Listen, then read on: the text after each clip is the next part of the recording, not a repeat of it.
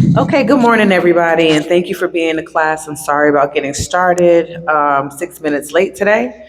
But what we want to do real quick is just talk about where did we leave off with our homework question. And the homework question, did anybody get to the homework, by the way? Okay, no worry. Okay. All right. So the question was, think of a time when we could have responded with more love for the husbands or more respect for a wife. And how might that situation have gone differently if you made that choice? And this week, what specific action can you take to respond differently next time? So that's what we wanted to focus on. And what the reason why we have these is because we want to encourage like an ongoing conversation of what respect looks like for the men and what does love look like for the women throughout the week. So we're not going to go over the homework with everybody unless anybody wants to share specifically what they came up with throughout the week. And we'll give a second for that. You got any volunteers? Sharing the homework? Yes. We'll put ourselves on the spot. Okay. You want me to start? Good morning, y'all. We actually, Holy Spirit has a sense of humor. We literally just experienced this weekend. And so then we was like, oh, let's talk about the homework. And then it's like, oh, Dang. yeah.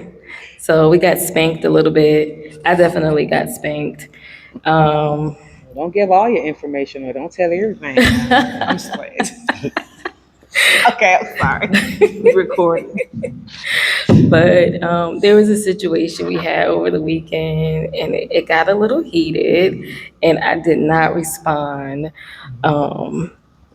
in the most respectful, loving way that I could have. And so then we looked at the homework, and I was like, ooh. And so even as we were just sitting here praying, and before he came in, I was praying about it, and the Lord put it on my spirit on what I could do differently.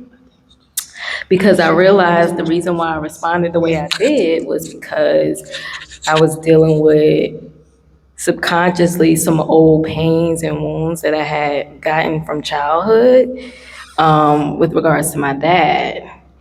And so as we were talking through it, I was like, okay.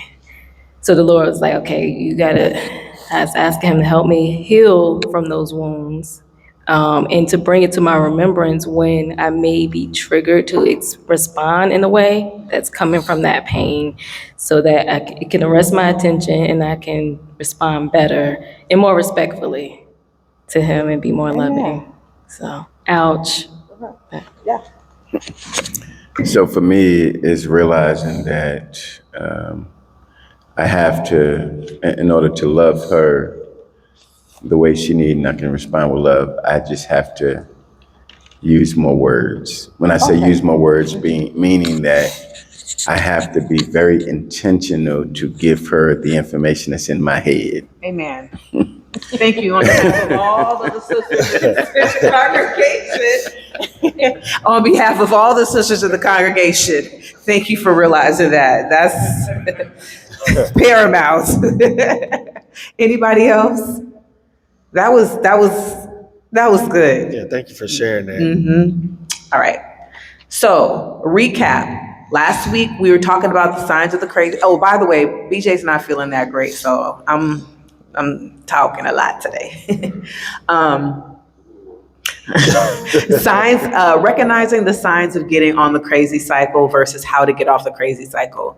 So we talked about how tone affects getting on and also delivery. I think that delivery thing is such a big one because you may have the right intentions and saying, I want to build this relationship, but by the way, I feel like this is something BJ used to do a lot when we were learning about the crazy cycle, which was blame me right away. This is your fault. He wouldn't say this is your fault. He'd be like, well, why are you doing this like this? And I'm like, what you mean? Like, we're doing this together. So sometimes when you deliver a message, it can Yeah, finish.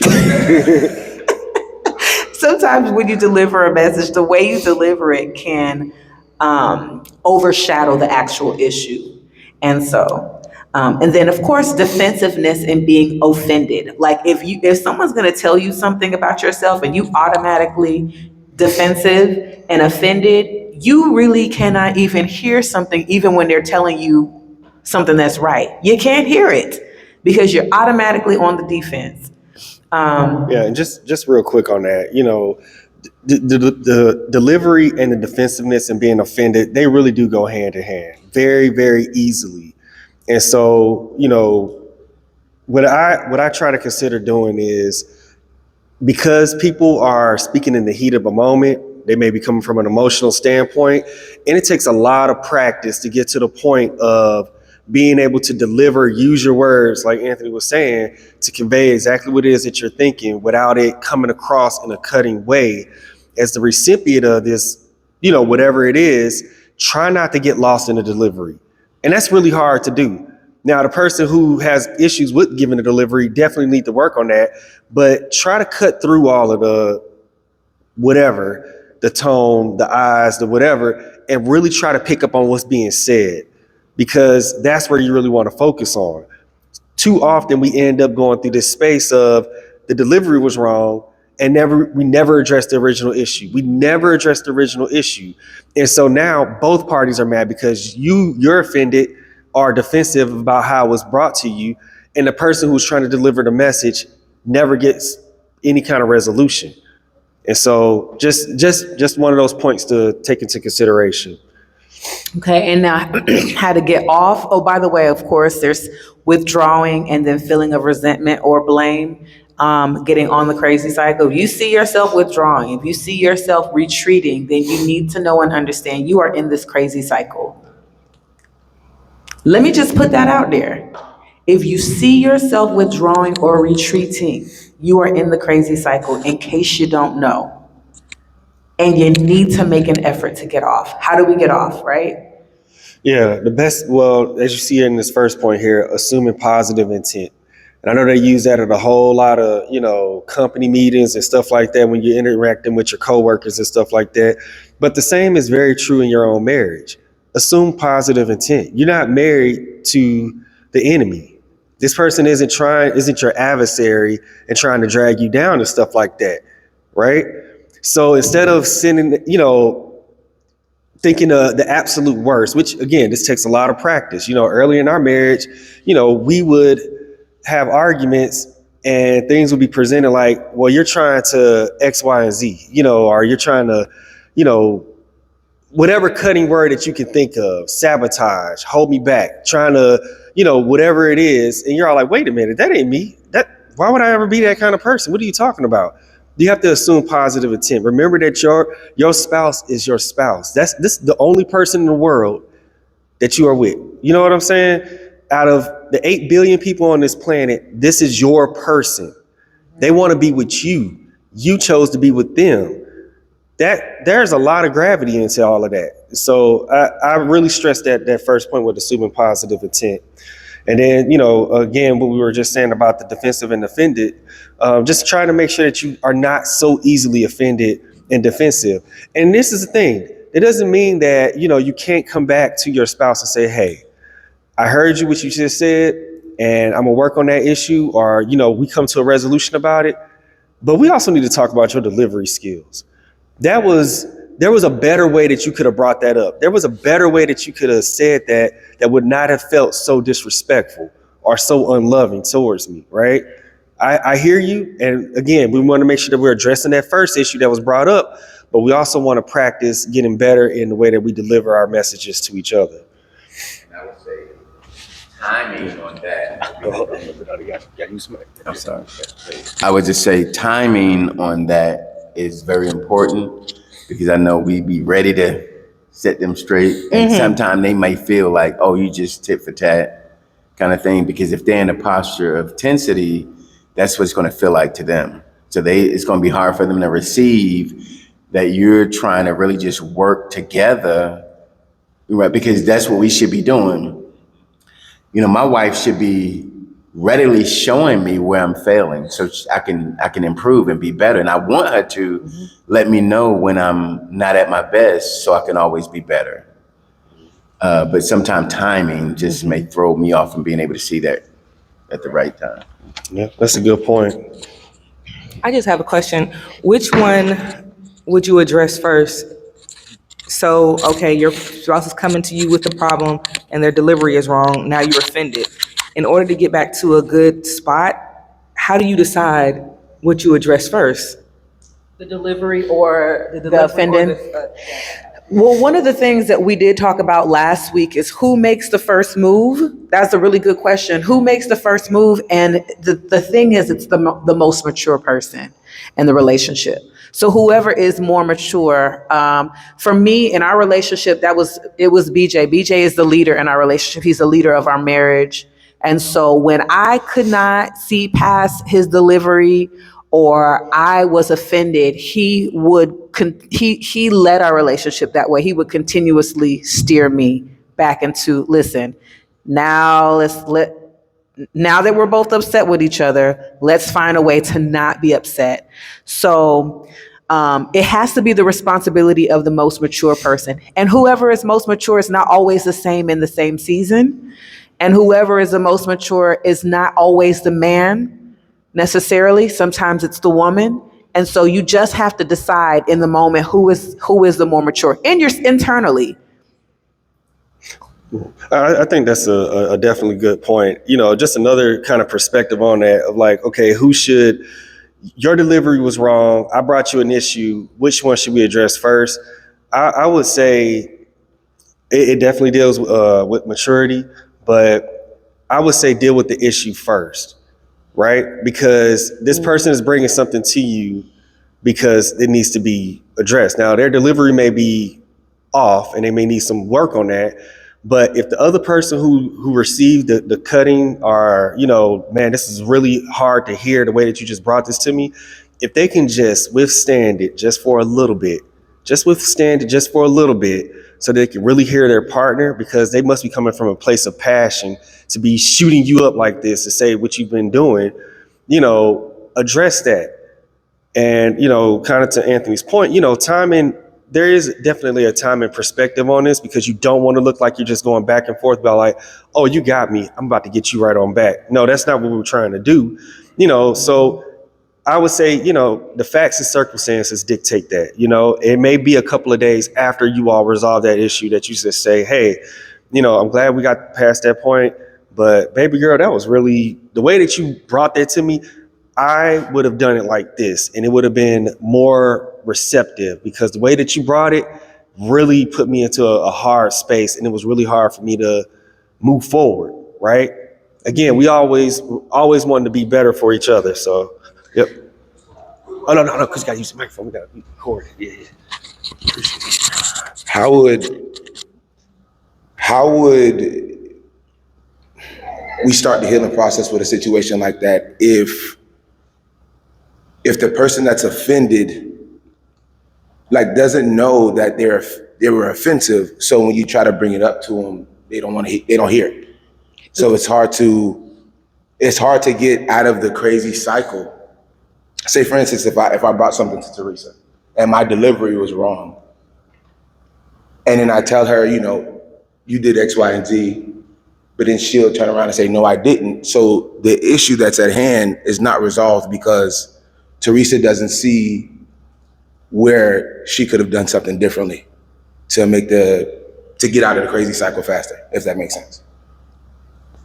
I'll just say this, and I'm going to say it real quick because I don't want to spend too much time on the recap. Both parties have to take responsibility internally for our own selves. And just like point number 2, decide not to be defended. Decide not to be offended or defensive. It's just a decision. It's going to take time. It's going to take time, especially when y'all, like BJ said last week, there's a hit back culture. I'm going to hit you back. It just takes time. So also, I'm going to go real fast. Clearly define the issue without personal attacks. Choose a new response. This is something important, to choose a new response. You've been doing it like this the whole time. Do something different. And then this one's really important to me. Give grace and mercy when your spouse is trying to do better, even if it's not perfect.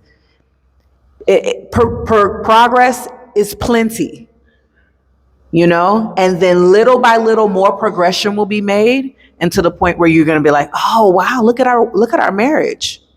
Now, the next slide we're going to get to, I got to preference you because this is going to be a hard thing. Like, I feel like I'm going to throw up even saying it. But this next slide is really very, very, very much so the crux of this book. Excuse me, sorry. Let me just get to it. It's about unconditional love and unconditional respect. Now, we hear unconditional love all the time. We hear it all the time. But have you ever heard of the concept of unconditional respect? That means respect without condition. This means, I hear it all the time.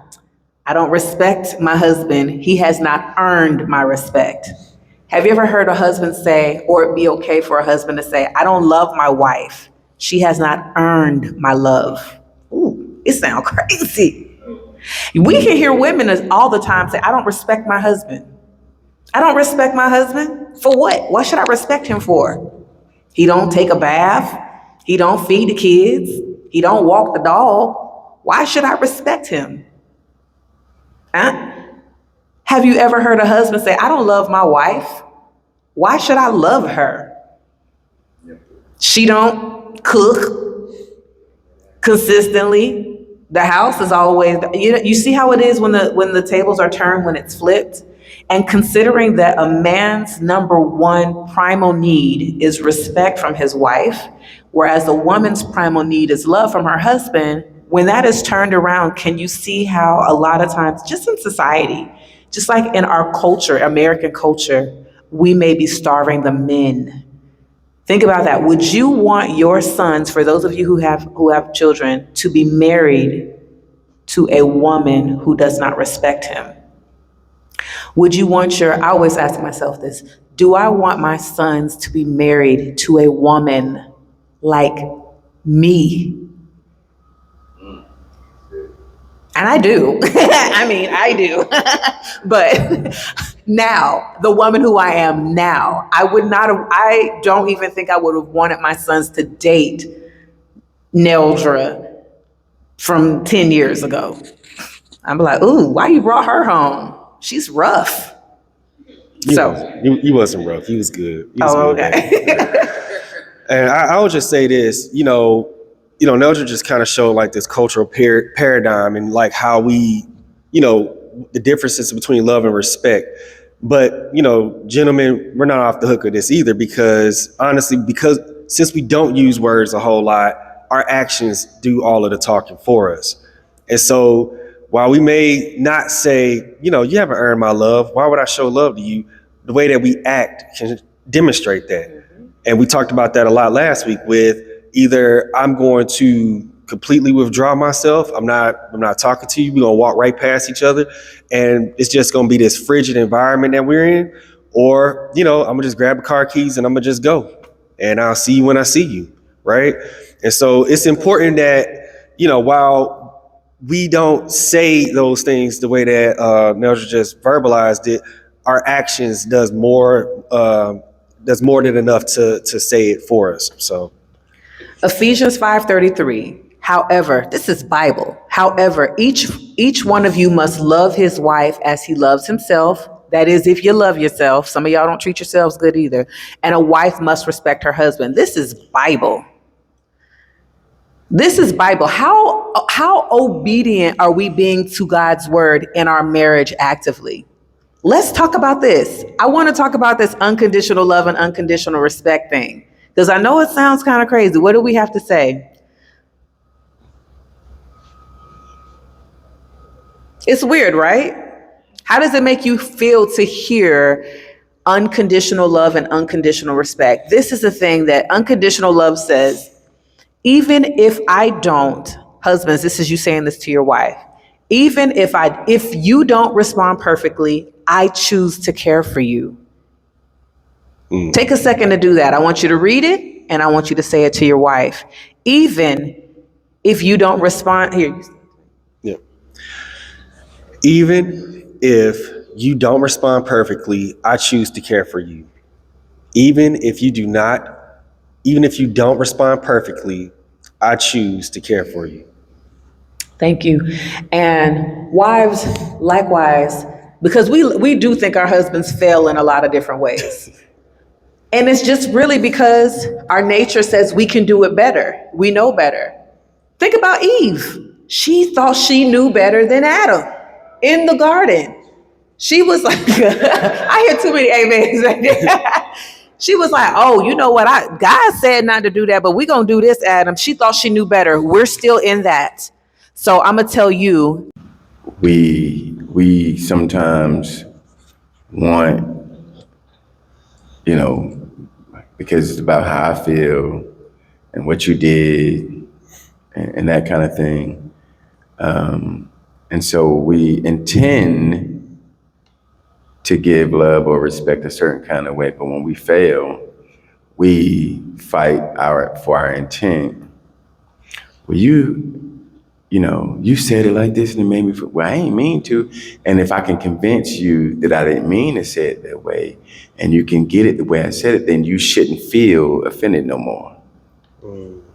That's kind of what we fight, right? If I can convince you that I ain't mean to say it that way, and you see it that way, the way I intended, then the feeling of you being offended should go away because you know I didn't mean it that way. Yeah. Oh, we got another one. Oh, We got another one. oh, go ahead. I was just gonna say in a few layers, unhealed wounds, because when we don't deal with the things that has caused us to react and respond from previous experiences, we'll tend to do it again. Disobedience, that's just not being disobedient to God's word and what he calls us to do, and that spiritual discipline. And then the other one is spiritual warfare and influence from those unseen forces. Who's up? I was going to say, I think that sometimes, we talk about like, different childhoods and different things like that. I know that I had to kind of fight this a little bit even with my own kids, but like growing up, you ain't ask your parents questions. And so, it's hard for you to build communication skills when they weren't necessarily developed, because if you ask questions, they're like, why you asking me that? Go sit down somewhere, or worse, because it comes off as being disrespectful versus just, I'm trying to get clarity. I'm trying to understand. And so when that is brought into your marriage where you are naturally just trying to figure out what's going on and asking questions, but, you don't feel like you can ask questions because you're going to be met with resistance, that kind of over time you realize, okay, this is not a safe place. I can't get clarity. I can't ask questions. And so it's hard for you to keep going back to that place of feeling like if I ask this, I already know what I'm going to be met with. I'm going to be met with contention. I'm going to be met with, stonewalling or shutting down or whatever. And so it's, not that you intentionally mean to be disrespectful. It's just then it's like, okay, well, whatever. What's the purpose? What's the use? That's a good point. I think it's about priorities for me. I've been a mother longer than I've been a wife, honestly, and my kids can do whatever, and I'm still going to fix them dinner. They can literally do whatever, and I'm still going to get them something and be nice to them. And I think because they have been my priority for such a long time, I have to translate that over to my husband as well. If he does something, he's still a priority, and I need to put him at that, even higher level to show that respect still, even though he may do something that I don't like. That's right. Yeah. That is a perfect example because mothers have unconditional love for their children. You know what I mean? We do. But do I as a wife have unconditional respect for my husband? Meaning if he don't do what I want him to do, I still respect him. If he doesn't have the job that I want him to have, I still respect him. If he is not, whatever it could be. We got to learn that. But I'm saying, but you're right, all the same thing for women, Right. Oh, good. And just real quick, I just mentioned the same thing that Teresa just said. I kind of sort of said to Keith as well. You have an idea of what marriage looks like, what kind of wife you're going to be, and truthfully, like the further I go, I'm like, I don't really know nothing. I don't know. We out here just trying the best we can, and I think that when you really realize that, like at the end of the day, I don't have ill will towards Keith or anyone for that matter. It's just a matter of sometimes our lack of understanding or knowledge of what we thought things were going to be, or we thought this or thought that, and just coming to grips with, well, we're going to do this together. What does that look like? Because that idea is not necessarily reality. So good. Yeah. When That's a good point. expectation and reality are so far apart, there's so much room for disappointment. And that literally, I hear that in my head all the time because I sell houses. When people's expectation is here and reality is there, all of this is room for disappointment. So what we have to do is try to get those closer together, your expectation and the reality closer together. And that may mean revamping your mind and changing your mindset about what marriage is. Marriage is hard, and sometimes it's not fun. Yep. So, all of y'all brought up some really great points, whether it was, the love bank being depleted, our human nature, our perception and thoughts in terms of what marriage was going to be, and, how does that translate over? And again, our personal feelings of like, well, why would I give you this love or this respect? This is kind of the antidote to all of that. So looking in Colossians chapter 3, verse 23, it says, 23 and 24, excuse me. Whatever you do, work at it with all your heart as working unto the Lord, not for human masters, since you know that you will receive an inheritance from the Lord as a reward. It is the Lord Christ you are serving. Now, I want y'all to think about that. I know for me, I've always looked at that verse and I've thought about it in terms of my job, working, all this other kind of stuff. It's all like, well, I ain't working for you, even though you mistreat me. I'm working for the Lord. Think about what I just said there. That's crazy, right? It's all like I can go to a work environment with people who don't really mean anything. They're, night and day in terms of my level of commitment and relationship to them with my wife. Yet I can take this scripture and apply that and be all like, okay, regardless of how you're doing, regardless of how you're treating me, regardless of how you've overlooked me and all these other things, I am still going to show up and work to the highest level that I can. Because Colossians 3:23 and 24. That's insane. But then when we get home to our spouses, to our wives, it's all like, hey, why do I need to show you love in the way that you are acting towards me? Whatever it may be. Why should you have any of these things? But yeah, I can go to work and just push it out for 8 to 10 hours every single day. That does not line up at all. So our discussion question with this is, how does loving or respecting unto the Lord change our motivation towards our spouse? It's a whole different prism, right? It's a whole different way of looking at it. No, when you were talking, it was just reminding me of a situation that we had. I won't even say early marriage because I remember this at our house now, right? Where BJ would have a rough day at work and he would come home and I would be there in the house and he would open the door and he would do this to me. He would do that. That was such a big deal for me.